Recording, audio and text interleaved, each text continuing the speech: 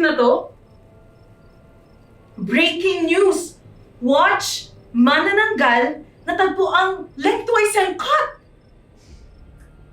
Grabe!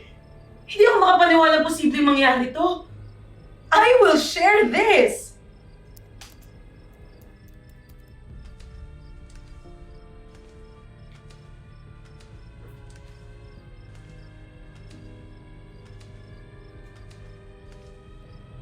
Oh, ba't di ka mapakali dyan? What do you mean hindi lahat na nakikita ko sa social media ay totoo? Verified yung account oh! May blue check mark kaya?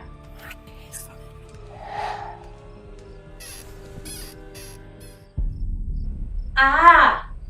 So sinasabi mo na hindi lahat na may blue check mark is a credible source? Video as evidence is not enough?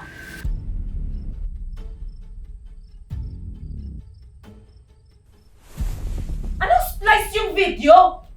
What do you mean?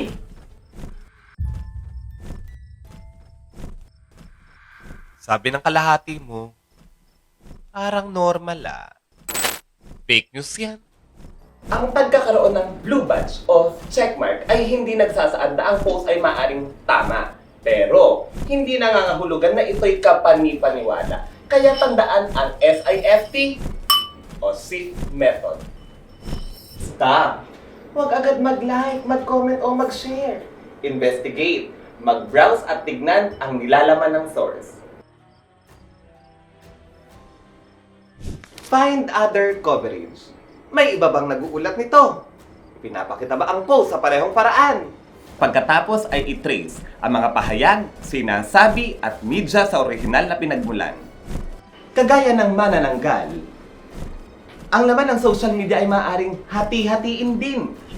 Ang pinakamahusay na paraan para mapigilan ang pagkalat ng mga splice video ay ang paggamit ng SIFT method dahil everyone can be a victim of fake news.